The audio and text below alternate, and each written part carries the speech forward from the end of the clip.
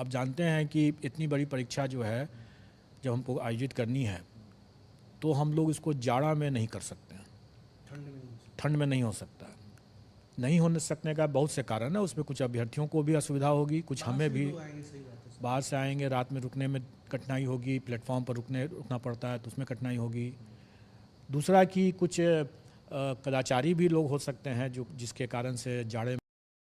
BPSC TRE 2 के लिए चक्षु पब्लिकेशन की तरफ से स्टडी गाइड मार्केट में अवेलेबल है। इसमें आपको सभी टॉपिक का नोट्स जिससे भी क्वेश्चन पूछा जाना है, साथ ही साथ सभी टॉपिक का प्रैक्टिस क्वेश्चन भी देखने को मिल जाएगा। सभी सब्जेक्ट का स्टडी गाइड मार्केट में अवेलेबल है। आपके नज़दीकी दुकान में इसको आप परचेज करके प्रैक्टिस करना शुरू कर सकते हैं। यह पुस्तक आपकी तैयारी को अगले लेवल पे ले जाएगा और साथ ही साथ आपको कंपटीशन में हमेशा आगे रखेगा। कि पहले अपनी भरकर वो अपना देख लें कि भाई सब तरह से वो ठीक है कि नहीं है। इसका कारण है, पिछले बार हम लोगों ने अनुभव किया, अभ्यर्थियों ने भी बहुत बार इसमें अनुरोध किया गलतियाँ की, इसके कारण से हम लोगों ने देखा कि कई कठिनाइयाँ हुई। डीवी के चरण में भी हम लोगों को कई कठिनाई हुई। इसलिए हम लोग इस बार बहुत सतर्क हैं और इस बार हम चाहते हैं, अभ्यर्थी भी अनुभवी हैं तो हम अपेक्षा भी करते हैं कि वो भी ज़्यादा सतर्क रहेंगे। इस बार कोई दूसरे मतलब साइबर कैफ़े या किसी और स्तर से कोई गलती हो जाए तो वो गलती उनकी मानी ही जाएगी और उसके लिए उनको खामियाजा भी भुगतना पड़ सकता है। इसलिए सतर्कतापूर्वक अपना भरें, सही तरीके से हो जाएगा। फिर सर कई अभ्यर्थियों के सवाल ये आ रहे थे कि जैसे 6 to 8 में है, किसी का सोशल साइंस पे उसने ग्रेजुएशन में हिंदी भी रखा है और अंग्रेजी भी रखा है, तो क्या सर वो जो अप्लाई करने के टाइम में क्या सर वो हिंदी सब्जेक्ट भी दे सकता है, अंग्रेजी सब्जेक्ट भी दे सकता है, या फिर वो 6 to 8 के लिए 2 अलग अलग फॉर्म भर सकता है क्या? और इसी से जुड़ा एक सवाल ये है क्या उनकी परीक्षा वो एक दिन में होगी या अलग अलग होगी, ये क्या होगा सर? देखिए, पिछले बार भी TRE 1 में भी ये शर्त था कि जिस विषय में STET किए हैं उसी विषय में वो परीक्षा दे सकते हैं। अगर उसने 2 विषय में अगर STET कर भी रखा है तो उसमें से किसी एक को चुनना होगा उनको। वही शर्त इस बार भी है। लेकिन भाषा में एक को ही देना पड़ेगा। हाँ, अगर उसने दोनों में कर रखा है, जैसे अमूमन ऐसा नहीं हुआ होगा, लेकिन मान लीजिए अगर ऐसा कोई कर लिया होगा तो उसको एक ही में चुनना होगा उसे। लेकिन इसमें थोड़ा सा एक इशू है, वो ये है कि कल्याण विभाग की भी कुछ वैकेंसी है, लगभग 1000 टोटल है। वो भी इसमें इस परीक्षा में सम्मिलित है। उसमें दो पेपर ऐसे हैं जो कि शिक्षा विभाग की वैकेंसी से मिलता जुलता है लेकिन उसके बावजूद भिन्न भी है। वो एक है भाषा और दूसरा है संगीत कला। शिक्षा विभाग में जैसे आपने भाषा के बारे में पूछा तो उसमें भाषा के लिए अलग अलग भाषा है, जबकि कल्याण विभाग में भाषा करके एक ही वैकेंसी है, एक ही पद, एक ही कैटेगरी ऑफ वैकेंसी है और उसमें हिंदी भी हो सकता है, उसमें इंग्लिश भी हो सकता है। स्वाभाविक है कि उसमें दोनों हमें, अगर हम लोग क्रिकेट की भाषा में समझें तो उसमें थोड़ा ऑलराउंडर की ज़रूरत है। वही स्थिति संगीत ऑब्लिक कला है, जबकि शिक्षा विभाग में उसके लिए अलग अलग बना हुआ है। म्यूज़िक के लिए अलग है, ललित कला के लिए अलग है, नृत्य के लिए अलग है, मतलब अलग अलग उसमें है। जबकि कल्याण में उसको एक ही करके इंटीग्रेटेड करके एक ही माना गया है, मतलब फिर से वही ऑलराउंडर वाले कंसेप्ट पर है। स्वाभाविक है कि इसमें जो अभ्यर्थी दोनों में देना चाहेंगे, मतलब शिक्षा विभाग में भी मान लीजिए अंग्रेजी में देना चाहें और कल्याण के भाषा में देना चाहें तो दे सकते हैं। और इसके लिए हमको भाषा, जो कल्याण की जो भाषा पेपर होगा और कल्याण विभाग का जो संगीत और कला का जो पेपर होगा वो हमको अलग से लेना पड़ेगा, क्योंकि एक ही अभ्यर्थी शिक्षा विभाग का भी दे सकते हैं और फिर इसका भी दे सकते हैं, इसलिए हमें अलग अलग करना पड़ेगा इसको। सर एक सवाल ये है कि बीपीएससी ने के पास सर जो आपने जो एग्जामिनेशन कैलेंडर जारी किया था, जो शिक्षक भर्ती परीक्षा है सर, इसके साथ और भी कई लंबित परीक्षाएं हैं सर, हजारों की संख्या में एप्लीकेंट हैं, वे वेट कर रहे हैं कि क्या विभाग के पास केवल शिक्षा विभाग ही रह गया है, कि आयोग के पास कुछ और भी तो विभाग हैं सर, उसका रिजल्ट कब तक आएगा सर? इस सवाल का जवाब लोग जानना चाह रहे हैं। आपके प्रश्न बिल्कुल सही हैं और इसी कारण से हम लोगों ने पिछले बार भी ये स्पष्ट किया था कि जो सप्लीमेंट्री रिज़ल्ट TRE 1 में लोग जो मांग रहे हैं, एक तो हमें उसका डेटा नहीं आया है। जब वैकेंसी हमारे पास पता चलेगा कि कितने ड्रॉप आउट्स हैं, कितने डिस्क्वालीफाइड हुए हैं, तभी हम सप्लीमेंट्री आंकड़ा हमें पता चलेगा कि कितने देने हैं। तो उसका रिज़ल्ट हमारी प्रायोरिटी में थोड़ा पीछे जाएगा उसके पहले जो आपने अभी प्रश्न किया कि कई ऐसी महत्वपूर्ण परीक्षाएं हैं, जैसे हमारे असिस्टेंट इंजीनियर की परीक्षाएं हैं, उसका फाइनल रिज़ल्ट देना है, हमें APO के है, हमारे AAO का है, कई ऐसे और भी हैं जो आप जैसे अभी 69th PT का है रिज़ल्ट, उसके साथ CDPO का भी उसी में लगा हुआ है। उसके अलावा हमारे 68th का मेंस का रिज़ल्ट भी है। APO का अभी हम लोगों ने इंटरव्यू भी कंप्लीट करा लिया है, लेकिन अभी उसका रिज़ल्ट भी बनाना है। उसमें कुछ हमें मेडिकल कराने हैं दिव्यांगजनों का।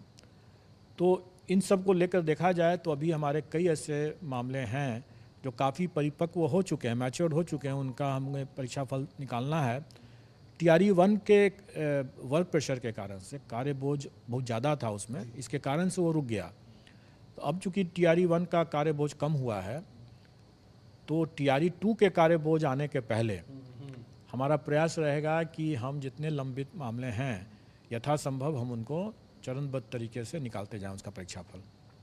सर ये जो सप्लीमेंट्री रिजल्ट की जो बात हो रही है सर, आखिर अभ्यर्थी जानना चाहते हैं सर कि ये आप कब तक दे पाएंगे। मैं जानता हूं सर कि आपके पास और अन्य विभाग हैं जिनकी परीक्षा आपने ली है, उस सर सप्लीमेंट्री रिजल्ट का सर कब तक आ पाएगा, कुछ कोई सर समय सीमा तो होगी? देखिए, सप्लीमेंट्री रिजल्ट सबसे पहले तो निर्भर करेगा कि शिक्षा विभाग जो अपना प्रतिवेदन दे वो हमें बताएगी कि कितने अभ्यर्थी ड्रॉप आउट्स हुए हैं। मतलब ड्रॉप आउट्स का मतलब ये होगा जो मल्टीपल रिजल्ट्स वाले कितने अभ्यर्थी हैं जो एक ही जॉब करेंगे, दूसरा जॉब खाली करेंगे, तो इसलिए वो ड्रॉप आउट्स हो गए। उसके अलावा DV में भी कुछ लोग असफल भी होंगे, कुछ लोग उसमें भी अनुपस्थित रहेंगे। मैं थोड़ा रुकना चाहूँगा आपको नहीं सर, स्कूल में क्या शिक्षा विभाग से कोई बैठक हो गई क्या? बीच में ये सुनने में आया था कि शायद शिक्षा विभाग और आप में बैठक हो गई है सप्लीमेंट्री रिजल्ट को जारी करने को लेकर, कोई वार्ता हुई है कि कब तक ये करना है? शिक्षा विभाग से हमारी लगातार बैठक होती रहती है। जब से हम लोगों ने परीक्षा फल घोषित किया उसके बाद हमारी 2 बैठकें भी हो चुकी हैं उनके साथ। वो हमारी हमेशा बैठक होती रहेगी, तभी तो हम आगे काम कर सकेंगे। TRE 1 से भी संबंधित, TRE 2 से भी संबंधित सभी बैठकें हमारी होते रहती हैं। हमें जब तक वो आंकड़े नहीं आएंगे तब तक स्वाभाविक है कि मैं उस पर कोई भी प्रतिक्रिया या कोई भी समय सीमा नहीं दे सकता हूँ। लेकिन मैं इतना ज़रूर करूँगा कि जब आंकड़े आ जाएंगे तो भी हमारे प्रायोरिटी में, चूँकि जैसा मैंने बतलाया कि हमारे कई महत्वपूर्ण परीक्षाएं उसका परीक्षा फल अभी लंबित है, हमारी प्रायोरिटी में अभी वो ऊपर रहेगा। और TRE 1 का सप्लीमेंट्री जो रिज़ल्ट जो होगा वो थोड़ा वेट करना होगा। सर एक सवाल ये है कि जो सर ये परीक्षा सर अभी इसका रिजल्ट आया था, जो सेकेंड फेज की जो आपने बहाली ली है सर, ये आपने 25 नवंबर तक आवेदन का आपने समय दिया है। इसी बीच सर दिवाली भी है, छठ भी है, एक महत्वपूर्ण सर छठ पूजा है। सर अभ्यर्थियों के मन में ये सवाल है कि अगर आप 5 नवंबर से 25 नवंबर तक 20 दिन का समय दे रहे हैं तो सर क्या इतनी जल्दी हो पाएगा? सर क्या शिक्षा विभाग की तरफ से कोई दबाव निकाल के दे दीजिए ताकि हम एक रिजल्ट जारी कर सकें, क्योंकि सर थोड़ा समय तो कम बचता है सर, 5 से 25 नवंबर। इसमें शिक्षा विभाग से ऐसा कोई दबाव नहीं है। हम लोग खुद भी चाहते हैं कि इसको जल्दी से जल्दी करके इस परीक्षा फल हम लोग घोषित कर सकें समय रहते। आप जानते हैं कि इतनी बड़ी परीक्षा जो है जब हमको आयोजित करनी है तो हम लोग इसको जाड़ा में नहीं कर सकते हैं, ठंड में नहीं हो सकता। नहीं होने सकने का बहुत से कारण है। उसमें कुछ अभ्यर्थियों को भी असुविधा होगी, कुछ हमें भी, बाहर से आएंगे, रात में रुकने में कठिनाई होगी, प्लेटफॉर्म पर रुकना पड़ता है तो उसमें कठिनाई होगी।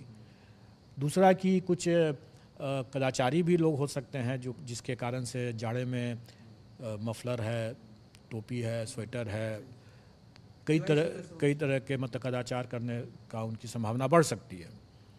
तो इन सब चीज़ों को देखते हुए या तो हम अभी दिसंबर में कर लें, मतलब शुरुआत में ही मतलब, और नहीं तो फिर हम लोग फरवरी के बाद कर पाएँ। तो हम लोगों ने ये प्रयास किया है कि हम लोग इसको दिसंबर में ही जल्दी करेंगे 7, 8, 9, 10 का। इसलिए हम लोगों ने औपबंधिक रूप से घोषित भी किया है तिथि। और ये हमारा, जैसे हम लोगों ने ये घोषणा औपबंधिक रूप से ये तिथि की घोषणा हम लोगों ने पहले ही कर रखा था। हमने विज्ञापन में के माध्यम से जो आवेदन देने के लिए हमने अधिक समय इसलिए दिया क्योंकि अभ्यर्थी अपना जो दस्तावेज है वो अपना आराम से बनवा लें और उसके बाद वो अपना जमा कर दें उसमें, इसलिए हम लोगों ने 25 तारीख तक कर दिया। लेकिन निबंधन जो है जिसके बेसिस पर हमें पता चलता है कि कितने अभ्यर्थी इसमें आने वाले हैं, ताकि हम उसके हिसाब से अपनी तैयारियां करें, किस विषय में कितने अभ्यर्थी होंगे। इसकी तैयारी करने के लिए हमें आवश्यक है कि हमें उनका निबंधन पहले करा लें और उसके पहले ये सूचना हम लोग एकत्रित कर लें। वो हम लोग कर रहे हैं। अभ्यर्थी जो हैं वो देखिए कि अभी 2-3 महीना पहले उन लोगों ने परीक्षा दिया, उसमें काफ़ी लोगों ने तैयारी किया ही है उसमें। और कुछ तो जैसे प्राइमरी में बीएड वाले लोग जो लोगों ने भी उसको दिया, तो एक तरह से उनके लिए ये एक प्रैक्टिस टेस्ट हो गया, क्योंकि उसमें तो उनका होना नहीं था, क्योंकि माननीय सर्वोच्च न्यायालय का निर्देश था। तो एक तरह से उनके लिए भी प्रैक्टिस हो गया। तो कि मैं समझता हूँ कि कई अभ्यर्थी ऐसे होंगे जो कि दोबारा देंगे, उसमें उन लोगों की प्रैक्टिस पहले से है। उसके बावजूद अगर जो नए अभ्यर्थी भी अगर आते हैं, तो वो नए अभ्यर्थी को भी मतलब 1.5 महीना तो काफ़ी मिलता है। जैसा मैंने पहले भी कहा था कि उन्हें वही चीज़ पढ़ना है और वही चीज़ करना है जो वो बाद में जब शिक्षक बनेंगे तो जो पढ़ाएंगे या जो पढ़ा रहे हैं उनको वही जानकारी रहना है। उसकी जानकारी उसका सिलेबस के हिसाब से रहेगा। स्टैंडर्ड ऑफ कोर्स उसका स्टैंडर्ड वो रहेगा जो उनकी अपनी पात्रता अर्हता जो निर्धारित, जैसे ग्रेजुएशन अगर जिसका है तो उनका स्टैंडर्ड जो होगा क्वेश्चन का वो ग्रेजुएशन लेवल का होगा। जो अगर पोस्ट ग्रेजुएशन लेवल का है तो उनका स्टैंडर्ड होगा क्वेश्चन का पोस्ट ग्रेजुएशन लेवल का। अगर हम कहें कि अगर फिजिक्स विषय अगर किसी को पढ़ाना है +2 में, तो स्वाभाविक रूप से उसको +2 के विद्यार्थी से ज़्यादा जानकारी, ज़्यादा उनका स्तर होना है, इसलिए हम लोग पीजी लेवल का स्तर लेंगे। लेकिन फिजिक्स के टॉपिक्स जो रहेंगे वो वही रहेंगे जो वो 12th में पढ़ाएंगे। सर ये 70,000 पदों के लिए बहाली निकाली गई है। पिछला जो हुआ था वो 1,70,000 पदों के लिए था। सर 50,000 पोस्ट लगभग वैकेंट रह गए, वो सर कब तक ऐड ऑन हो पाएगा? क्योंकि सर आपके पास कई बार जो परीक्षा हुई है, आप सर लोग फॉर्म भरते गए और आपने जो है उसमें रिक्तियाँ आप जोड़ते गए। सर ये रिक्तियाँ जो 50,000 रह गई हैं, जो वैकेंट पोस्ट हैं, सर क्या इसको ऐड करेंगे क्या इसमें? देखिए, कोई भी रिक्ति हम तभी ऐड कर सकते हैं जब शिक्षा विभाग और प्रशासनिक विभाग अपनी अधियाचना में उसको ऐड करने के लिए कहेगी। हमारे विज्ञापन में हमेशा रहता है कि घट बढ़ सकता है वैकेंसी, हमेशा देते हैं। और पिछले बार आप लोगों ने देखा भी होगा कि 68th में भी और 69th combined civil services exam में भी हम लोगों ने वैकेंसी को बढ़ाया था। जैसे जैसे आता है हम लोग बढ़ा देते हैं। परीक्षा होने के पहले तक तो कम से कम अभ्यर्थियों को मालूम होना चाहिए कि कितनी वैकेंसी हुई, तो वो हम लोग कट ऑफ डेट उसके हिसाब से रखते हैं और वही रखेंगे इसमें भी। और मुझे पूरी उम्मीद है कि जो वैकेंसी पिछले बार नहीं भरा जा सका, क्योंकि अभ्यर्थी की संख्या ही काफ़ी कम थी, अमूमन कहा जाएगी लगभग 50,000 ऐसी वैकेंसी है जो कि अभ्यर्थियों की संख्या ही कम रहने के कारण से भरा नहीं जा सकता था, संभव ही नहीं था वो। तो वो मुझे उम्मीद है कि वो कैरी फॉरवर्ड होगा और वो TRE 2 में आना चाहिए। जब आ जाएगा तो हम लोग उसको भी घोषित कर देंगे। सर बस एक आखिरी सवाल आपसे ये है कि सर इसमें कहीं कोई संदेह नहीं कि सर किसी पे उंगली उठा देना बहुत आसान काम होता है, लेकिन उसके पीछे की जो मेहनत होती है सर लोग उसे नज़रअंदाज कर देते हैं। सर आपको इसका पूरा श्रेय मिलता है। आपको सर ये बच्चे भी कहते हैं कि नहीं बहुत अच्छा काम किया है। सर 8 लाख अभ्यर्थी शामिल हुए थे। आपने पिछले दिनों एक लिस्ट जारी की थी जिसमें 12 लोग ऐसे थे जो दूसरे के स्थान पर परीक्षा देते हुए पकड़े गए हैं। सर ये कहाँ से हो गया ये? देखिए, कोई भी अभी जैसे राम राज्य तो नहीं है कि अपराध मुक्त ही रहेगा, कोई भी ऐसा स्थिति नहीं होता है। स्वाभाविक है कि जो खुराफाती तत्व जो है, कदाचारी है, वो अपने कदाचार करने से बाज नहीं आएंगे। अगर सब कुछ अगर अच्छा रहेगा तब भी मुझे कुछ भी मेहनत करने की ज़रूरत नहीं है। आखिर वो लोग हैं तभी तो मेरी भी ज़रूरत है। अगर वो रहेंगे ही नहीं तो मेरी भी ज़रूरत नहीं है और पुलिस की भी ज़रूरत नहीं है। फिर तो आराम से लोग दें परीक्षा, अपना चले जाएं। चूँकि कदाचारी लोग रहते हैं और हम लोग मान के चलते हैं कि कुछ न कुछ लोग एलिमेंट्स इस तरह से आएंगे ही आएंगे, और इसके लिए हम लोग एहतियात बरतते हैं, तभी तो पकड़े गए वो। लेकिन उसके बावजूद भी कुछ इस तरह के भी लोग अभ्यर्थी होंगे जो अपने दस्तावेज में भी गड़बड़ किए होंगे, करते हैं। और हम लोग मान के चलते हैं कि इतनी बड़ी परीक्षा में और जब नौकरी का इतने वर्षों के बाद ये नौकरी मिल रही है, तो लोग बाय हुक और बाय क्रुक जिसको कहते हैं, किसी भी तरीके से येन केन प्रकारेण, मतलब उसको हिंदी सही हिंदी उसकी यही है, वो प्रयास करेंगे, वो कुप्रयास करेंगे। जितना हम लोग छांट सकते हैं अलग अलग लेवल पर, अलग अलग फिल्ट्रेशन लेयर पर हम लोग उतना छांटते गए।